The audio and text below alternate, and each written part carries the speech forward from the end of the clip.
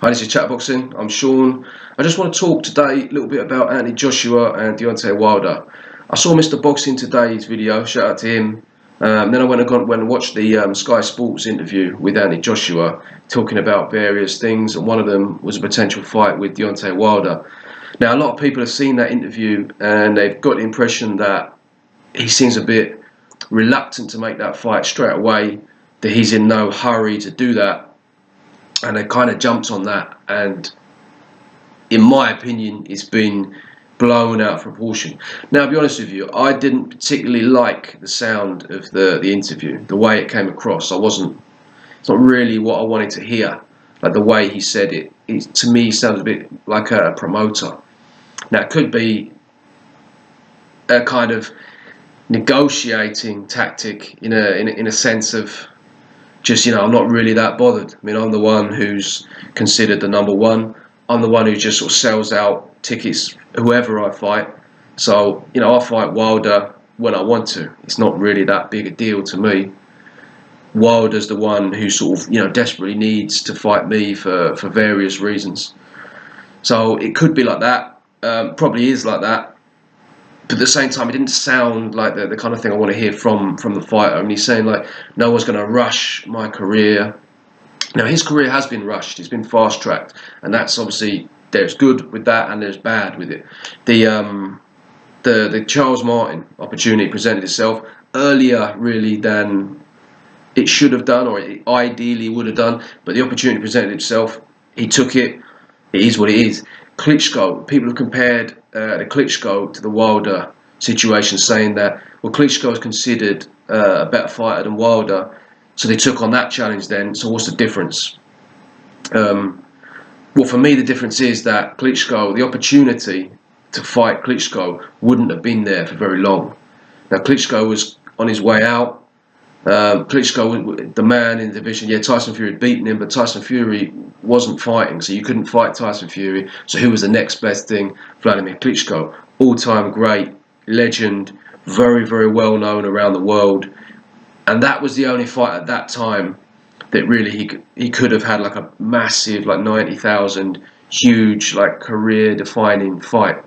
So I believe in an ideal world, they wouldn't have fought Vladimir Klitschko at that point. They would have waited a couple of fights. But it was then or never. So that's why they took that opportunity then. In terms of Deontay Wilder, it's not now or never. It's just, I think it's kind of, could be could be now, could be the next fight, could be the one after that. It doesn't really make any difference. I mean, Wilder's not going anywhere. And it's not like Wilder's a particularly bigger fight than anyone else in terms of like financially.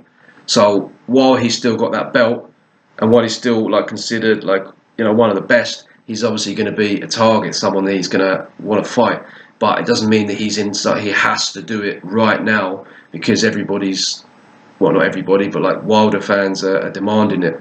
Now, a lot of fans in the UK, a lot of sort of hardcore boxing fans would see Wilder as the, probably the favourable choice for the next opponent. But in terms of just general boxing fans and general casual fans, pretty much anyone that he fights is going to be a big fight.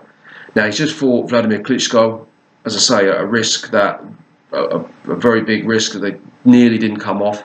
Then he's fighting his mandatory challenger, who, despite what some people want to say, is a very tough fight, and he's stylistically, I think that maybe Anthony Joshua, people are saying it could be easy for him sort of stylistically, but I don't think so. I think Pulev, he's one of the best heavyweights in the world, and as a mandatory challenger, that's a tough fight. So if he then goes on and fights in his next fight someone other than a unification, I don't think that many people will be like really pissed off by that. Now, Wilder obviously wants to make that fight now. He doesn't have time on his side. He's been around for longer. Anthony Joshua is getting better. He has less experience, and he's getting better with every fight. So if they made the fight tomorrow, I would pick Joshua to win. I think Wilder's obviously dangerous. He's got a chance. He's got obviously a big punch. Joshua, we've seen, can be hurt. So, yeah, he's definitely got a chance, but I would pick Joshua to win. I don't see Wilder being able to go 12 rounds. I think it's just too. You need some kind of defence against Anthony Joshua, something a lot better than he has. He could take him out. I think his best way of doing it, or his best chance, would be just to sort of take him out early. But yeah, failing that, I think Joshua would be the favourite. But having said that, every fight that Joshua has in every training camp, he's getting better. So the longer it goes on, the less chance Wilder has, in my opinion, and I think in most people's opinions as well. So that's why I think there's a lot more urgency coming from the side of Deontay Wilder and his fans.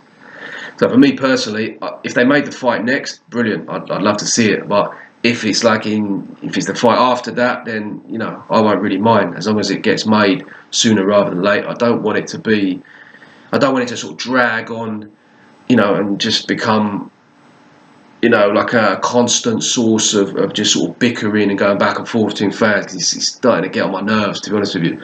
So hopefully it gets made before too long.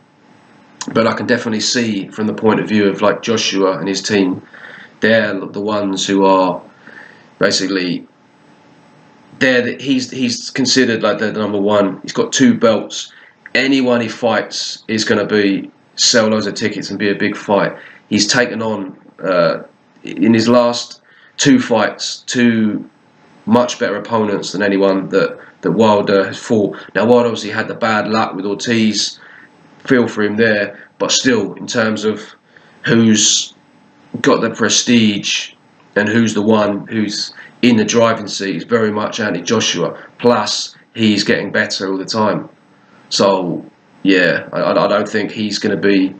I think he's basically saying, I'm not going to be just sort of like dictated to by people just, telling me I've got to do everything now because they say so. Kind of like what I said like a while ago with the when Deontay Wilder has basically, since Joshua has really risen, then there's been a new sense of urgency from Deontay Wilder, and I'm not knocking him for that, but that doesn't mean that everybody has to immediately do what he says. Now, I want to see unifications and I want to see them fight.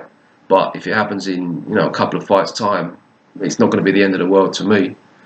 I mean, I don't really see who would be the obvious person for Joshua to fight after Pulev. To be honest, not sure what's going on with Luis Ortiz. It's all coming out now that the fight was cancelled for his health. So I don't know. Who knows? But yeah, I just wanted to say that it's been a bit of a sort of stream of consciousness, really. But yeah, I'd be interested to see what my subscribers think about this. Let me know how you see the situation, the comments, how you see the situation going from here. Let me know in the comments section. Thank you very much for watching.